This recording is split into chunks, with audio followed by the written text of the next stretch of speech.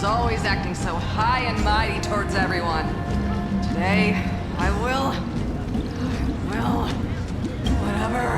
Pour me another cup. Though she has succumbed to drunkenness, she still does not dare challenge your authority. A criticism of my height is a grave enough insult already. She should be dismembered. Do you often test the loyalty of your subjects like this? You jest. The Imperator does not need blind loyalty. As long as one can prove they have value, I am willing to be lenient towards them. Let's cut to the chase, Theoros. If I pass the trial and grasp this world's law in my hands, what will you do then? The answer is simple. I will connect Amphoreus with the stars. Don't waste my time. Be precise. Be specific. I won't ask a second time.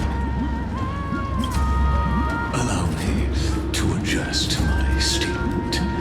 I will correct the regulations within the old law that sealed off Amphoreus and merge the black tide with the torrents of Aranova.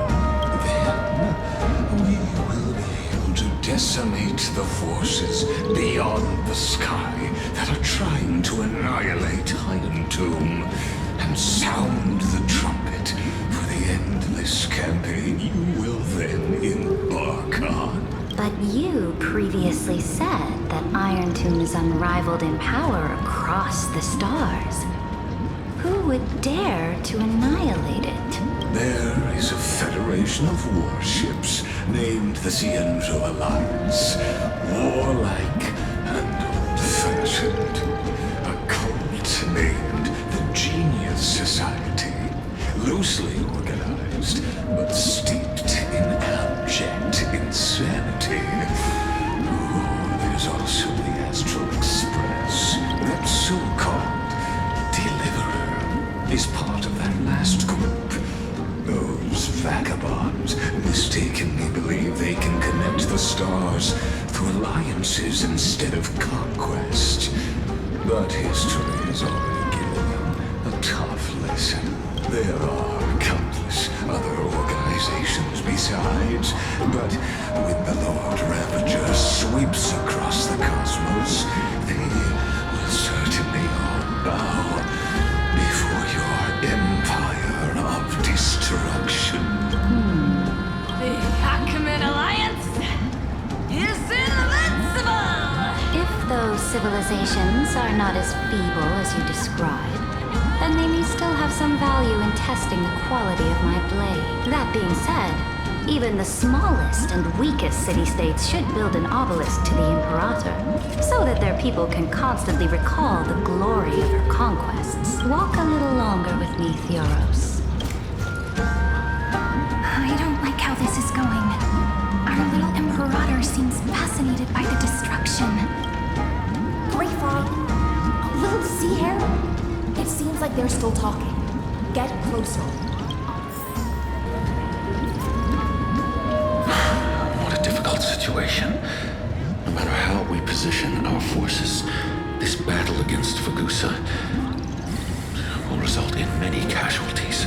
That's not something you or I should consider. The Imperator has already placed the chess pieces. We just need to fight for her until our last breath. How astonishing. The commanders under you have such different personalities, yet they share the same loyalty. He's looking this way. Quick, do something and pretend we can't see them.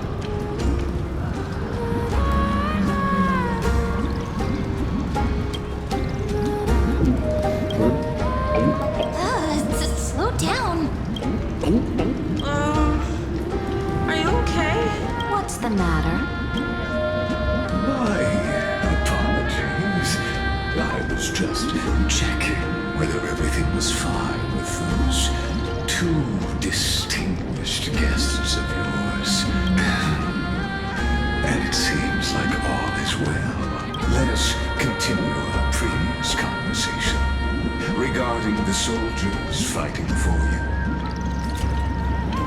Are they aware of the price they must pay for the trial of law?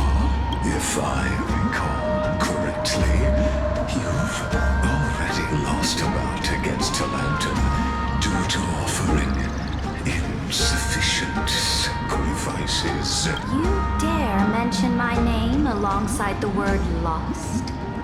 Forgive my transgression, great Imperator. Watch your words and actions. All you need to know is that my victory in the trial is guaranteed. Even without the trial of law, they've already sworn to give their lives for my conquest. So tell me, if everything happens according to our agreement, how would you recommend I deal with that deliverer? Good question. Do not let him fool you. That man from beyond the sky contains a seed of ruin within his body. He must not be allowed to tarnish your glory.